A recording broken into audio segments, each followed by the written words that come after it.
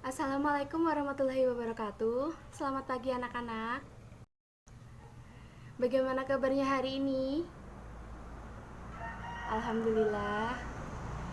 Nah, sebelum kita memulai pembelajaran hari ini, alangkah baiknya kita berdoa terlebih dahulu ya. Berdoa dipersilahkan.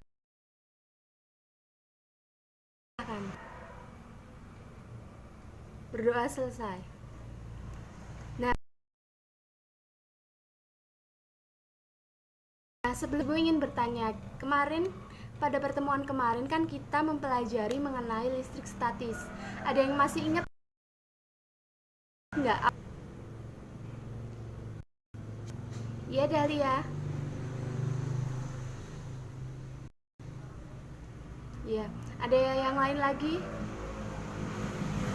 Oke, Bagas. Ya, benar, statis itu listrik yang tidak ada aliran listriknya, tidak mengalirkan listrik atau diam, yang memiliki aliran diam. Nah, hari ini kita akan mempelajari mengenai listrik dinamis. Sebelum itu,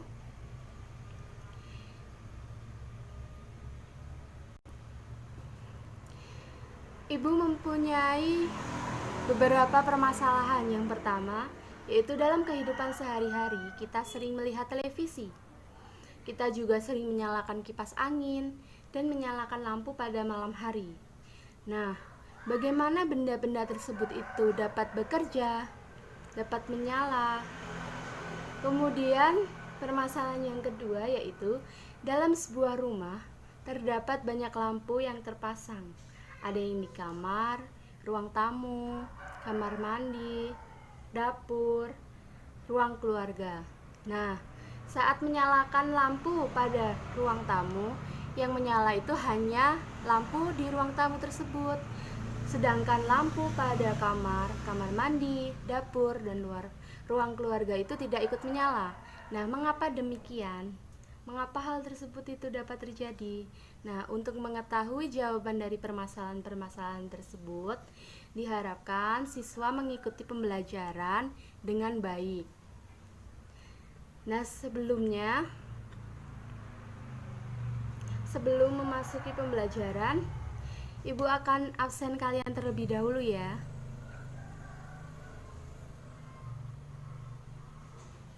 Adinda, Bagas,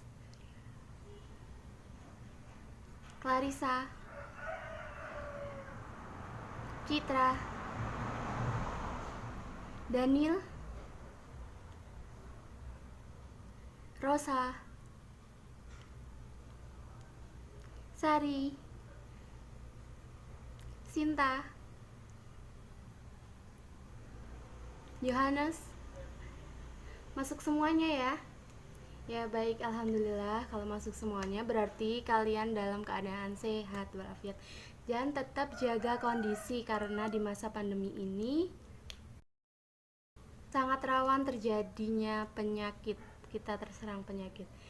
Oke, sebelum memasuki pembelajaran, Ibu akan membacakan tujuan pembelajaran terlebih dahulu. Yaitu yang pertama, diharapkan siswa dapat mengidentifikasi jenis rangkaian listrik terbuka dan rangkaian listrik tertutup. Kemudian yang kedua, dapat mengidentifikasi bagian sel saraf kaitannya dengan listrik secara tepat. Kemudian yang ketiga, dapat membedakan bahan konduktor, semikonduktor, dan isolator listrik. Lalu, yang terakhir, dapat membedakan karakteristik rangkaian listrik seri dan paralel dengan tepat. Nah, pokok bahasan pada hari ini yang pertama, rangkaian listrik terbuka dan tertutup. Yang kedua yaitu bagian sel syaraf, kaitannya dengan listrik. Kemudian yang ketiga ada sifat bahan penghantar listrik. Yang keempat yaitu rangkaian listrik seri dan rangkaian listrik paralel. Nah, sebelumnya kemarin Ibu sudah membagikan kelompok dan juga lembar kerja yang akan kita gunakan pada hari ini. Sudah dibaca semuanya? Bagus. Nah, pada lembar kerja kan ada suatu permasalahan-permasalahan yang terjadi di kehidupan sehari-hari. Nah, untuk menjawab permasalahan tersebut, diharapkan siswa memperhatikan dari ibu sebelum menjawab pertanyaan-pertanyaan tersebut. Oke? Nah, ibu akan menjelaskan sedikit materi mengenai listrik dinamis. Yang pertama yaitu ada rangkaian listrik terbuka dan tertutup. Sebelum memasuki ke rangkaian listrik terbuka dan tertutup, kita harus mengetahui apa itu arus listrik. Nah, arus listrik yaitu timbul akibat adanya interaksi antara dua benda yang memiliki muatan berbeda. Jadi, arus listrik itu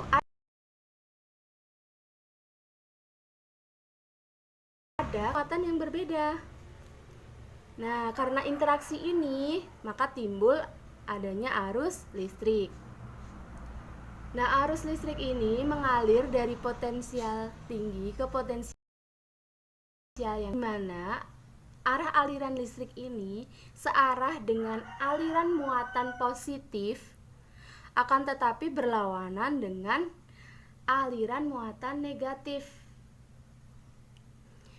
Jadi berlainan arah dengan elektron atau muatan negatif.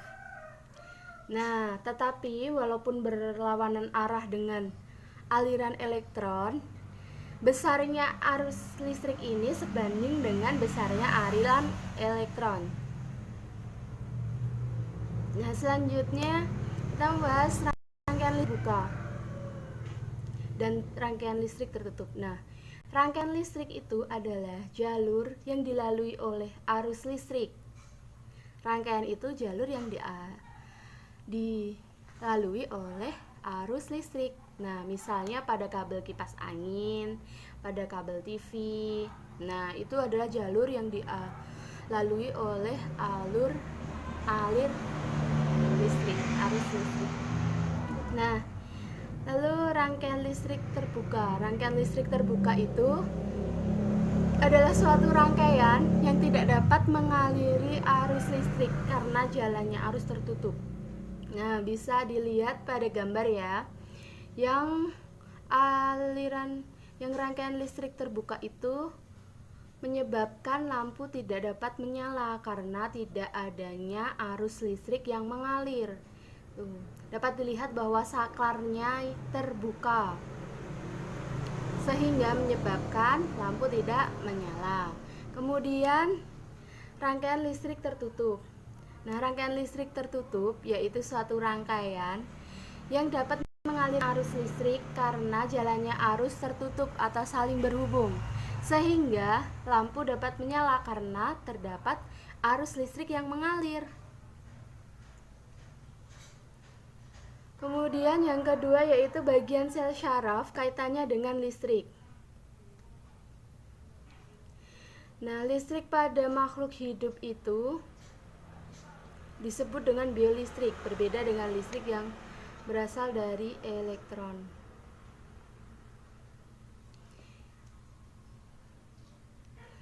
Berbeda dengan listrik yang berasal dari elektron. Nah, listrik yang ada di tubuh kita ini berasal dari ion-ion, yaitu dari ion negatif dan ion positif.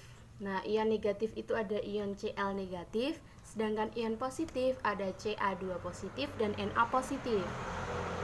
Nah, semua aktivitas manusia itu dikendalikan oleh otak yang diaktifkan dengan sinyal listrik. Nah, otak manusia ini akan memberikan perintah yang diantarkan oleh sinyal listrik ke bagian tubuh menuju ke sistem syaraf. Nah, bagian syaraf ada neuron, yaitu sel syaraf yang bertanggung jawab seperti kabel listrik yang menghantarkan listrik ke seluruh tubuh manusia. Jadi yang memutuskan perintah untuk menerima sinyal listrik itu adalah otak manusia.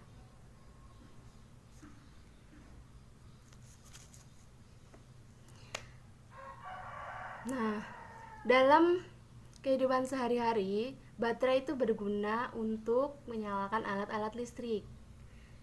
Nah, sedangkan biolistrik itu berguna untuk tubuh atau makhluk hidup seperti manusia. Nah, itu contohnya perjalanan impuls syaraf menuju ke efektor pada tubuh manusia.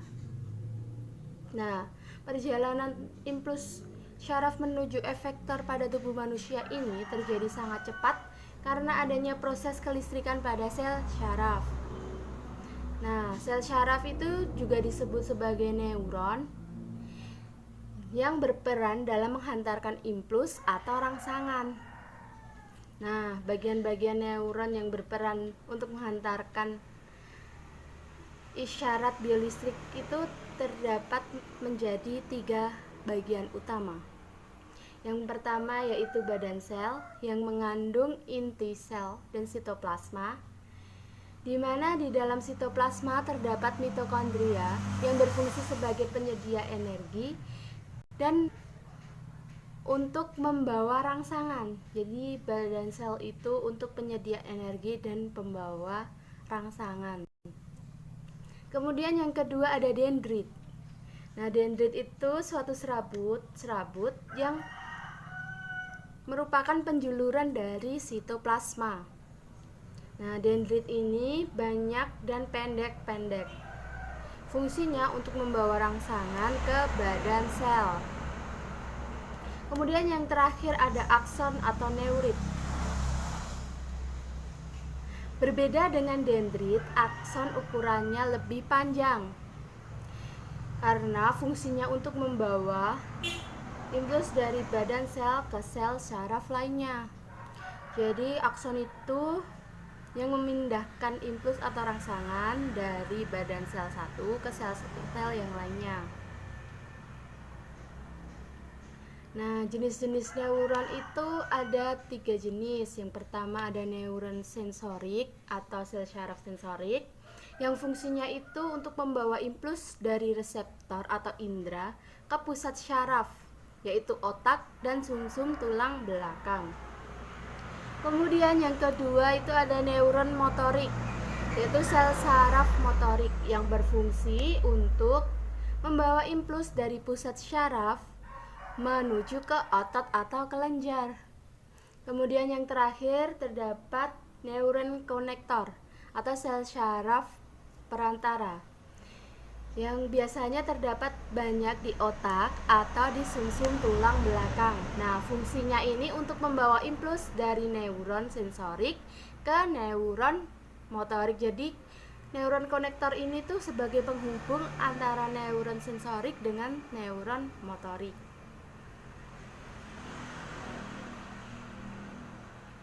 Nah, pergerakan impuls. Nah, pergerakan impuls itu terbagi menjadi 2. Ada pergerakan impuls sadar dan tak sadar. Nah, gerak sadar ini adalah gerakan yang terjadi dengan disadari atau disengaja oleh kita. Contohnya saat kita mengambil buku, saat kita menulis, saat kita makan. Ini gerakan-gerakan sadar. Kemudian gerakan tak sadar itu atau bisa disebut dengan gerak refleks. Nah, gerak refleks itu gerak yang tidak disengaja atau tidak disadari oleh kita. Contohnya itu saat kita menginjak paku, kita refleks mengangkat kaki kita dan bilang, aduh sakit. Nah, itu gerak refleks. Kemudian saat kita mengedipkan mata kita, kelopak mata kita ini, karena kemasukan benda asing atau kelilipan. Nah, itu kan kita otomatis kalau kita kelilipan langsung dulu kelilipan gitu kan. Nah, kemudian juga saat memegang panci panas, kita nggak sengaja habis masak air, tiba-tiba memegang panci, aduh panas gitu, kita langsung lepas tanpa sadar, kita lepas, kita refleks melepasnya karena terasa panas. Nah, itu tadi gerak tak sadar. Nah, skema geraknya, kalau gerak sadar itu terjadi kita menerima impuls maka akan ke reseptor atau indera, kemudian ke syaraf sensoris, lalu menuju ke otak. Kalau gerak sadar, tujuannya yaitu otak. Nah, kemudian menuju ke saraf motorik, lalu ke efektor atau otot. Kemudian kalau gerak refleks itu dari impuls, kemudian ke reseptor atau indera, kemudian ke syaraf sensor tulang belakang. Jadi kalau gerak sadar itu ke otak, kalau gerak refleks itu ke sumsum tulang belakang. Nah, habis dari sumsum tulang belakang sama ke sel syaraf motorik, kemudian ke efektor atau otot.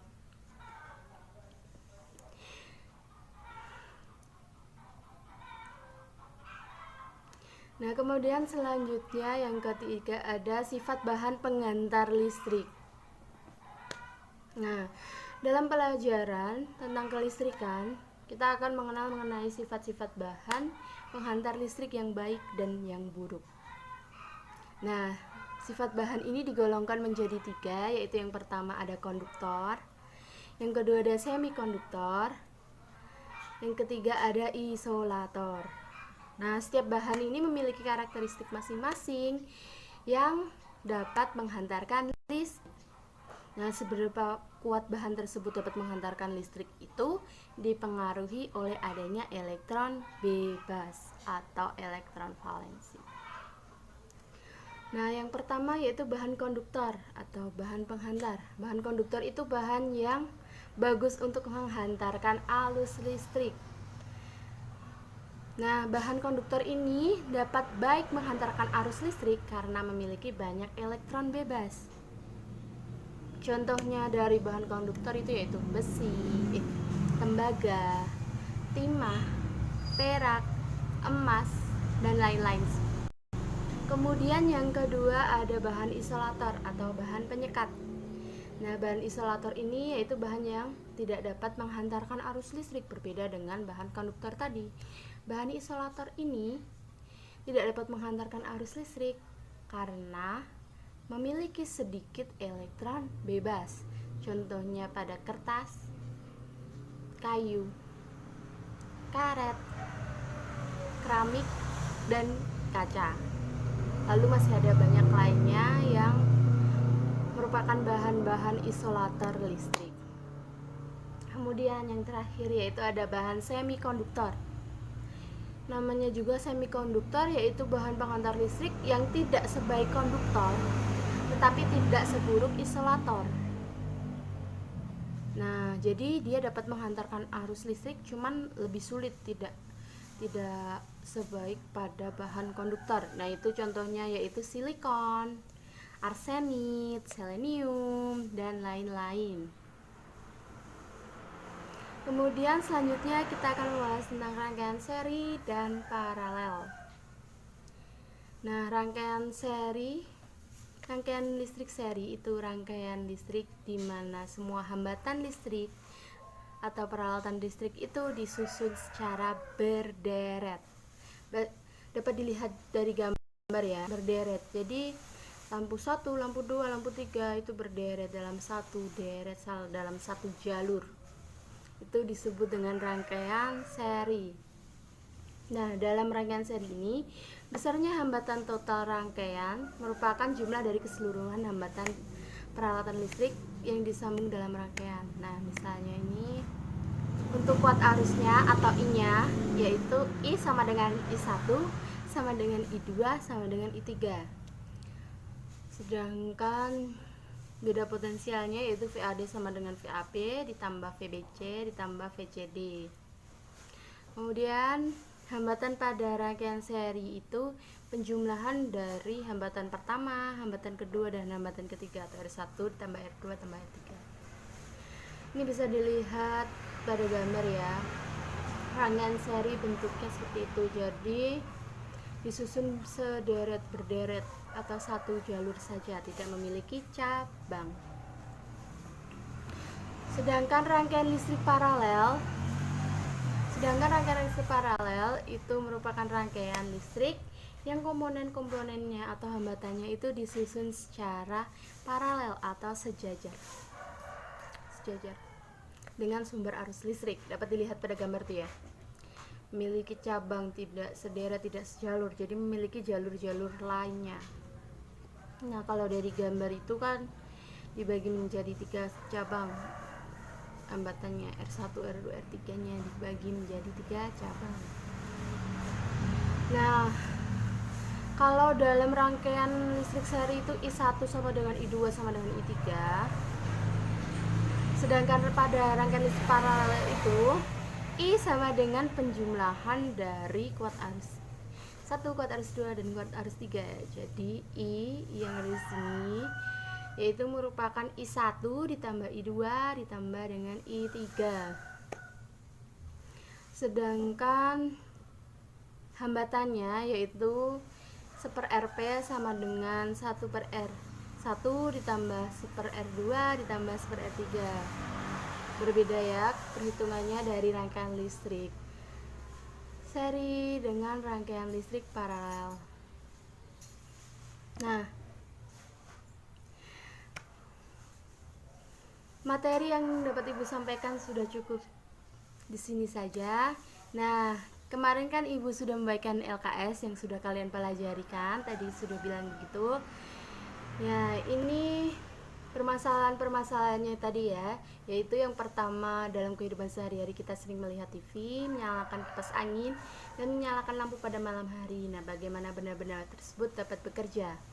Kemudian yang kedua, mengapa orang-orang PLN yang memperbaiki listrik, ya seperti yang ada di gambar itu, menggunakan sepatu karet saat memperbaiki listrik? Yang ketiga, dalam sebuah rumah terdapat banyak lampu yang terpasang, ada di kamar, ruang tamu, kamar mandi, dapur, dan ruang keluarga. Nah, saat menyalakan lampu pada ruang tamu, tetapi hanya lampu ruang tamu aja yang menyala. Lampu pada kamar, kamar mandi, dapur, dan ruang keluarga tidak ikut menyala. Mengapa hal tersebut dapat terjadi? Nah, permasalahan-permasalahan tersebut silahkan didiskusikan bersama-sama dalam satu kelompoknya. Kemudian tulis jawabannya di lembar kerja yang telah Ibu bagikan kemarin.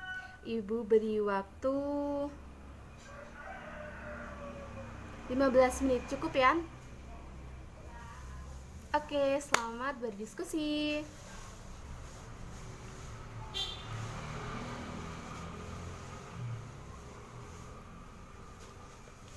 Baik, sudah 15 menit sudah berlalu.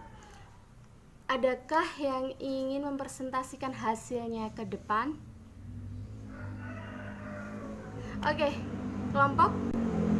Ya, kelompok 2 silahkan maju ke depan mempresentasikan hasil diskusi kalian.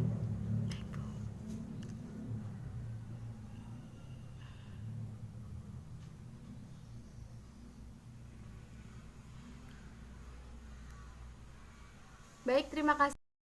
Ada yang ingin mempresentasikan hasilnya lagi?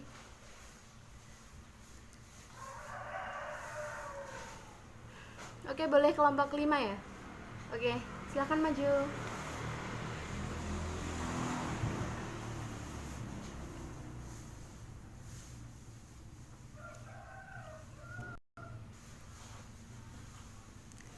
Baik, terima kasih. Ya, benar sekali ya apa yang telah disampaikan teman-teman kalian semuanya. Yang telah dipresentasikan mereka semua sudah sangat tepat. Kita bahas bersama-sama ya. Permasalahan yang pertama yaitu dalam kehidupan sehari-hari kita sering melihat TV, menyalakan kipas angin, dan menyalakan lampu pada siang hari. Nah, bagaimana benda-benda tersebut dapat bekerja? Benar sekali tadi ya jawabannya, bahwa benda-benda tersebut dapat bekerja karena adanya arus listrik yang mengalir. Sehingga TV dapat menyala, kipas angin juga dapat menyala, dan dapat menyalakan lampu karena adanya aliran listrik. Sehingga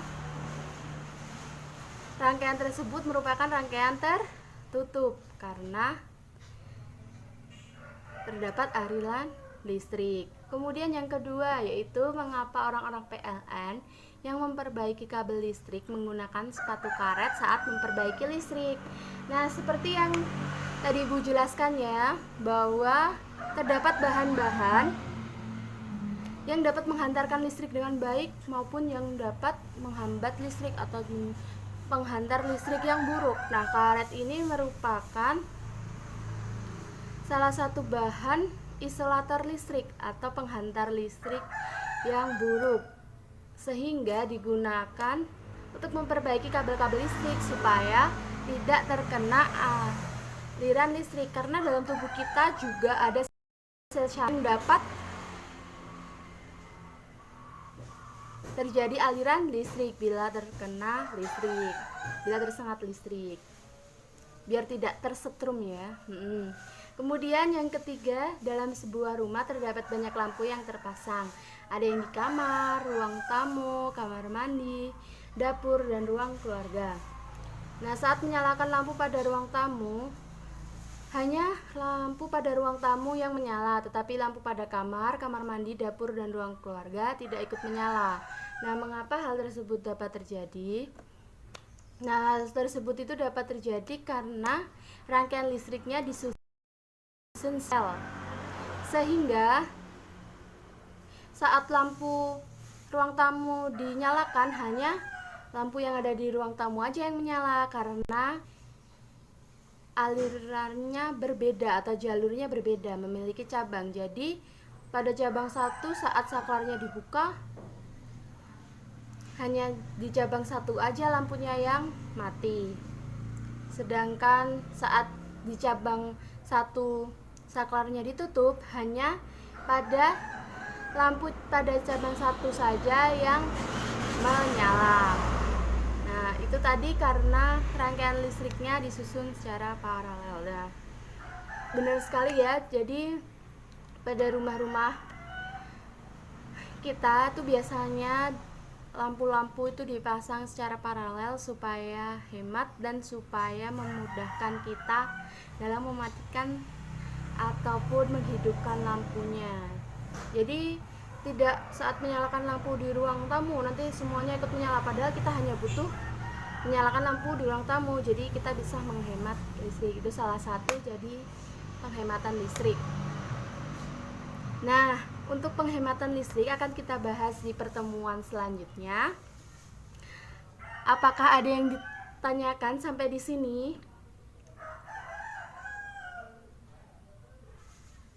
Tidak ada, sudah paham semuanya? Alhamdulillah kalau sudah paham semuanya ya. Nah, sebelum Ibu akhiri pembelajaran hari ini, untuk pertemuan selanjutnya kita akan membahas mengenai sumber energi dan sumber energi alternatif serta penghematan listrik. Bagaimana cara kita menghemat listrik? Sebelumnya, diharap kalian dapat mempelajari materi tersebut sebelum kita berjumpa lagi, oke? Terima kasih semuanya. Sebelum Ibu tutup, mari kita berdoa bersama-sama. Menurut agama dan kepercayaan masing-masing, berdoa dipersilahkan. Berdoa selesai. Baik, terima kasih semuanya. Sehat selalu, jaga selalu kesehatan kalian, jaga kondisi. Terima kasih. Sampai jumpa minggu depan. Wassalamualaikum warahmatullahi wabarakatuh.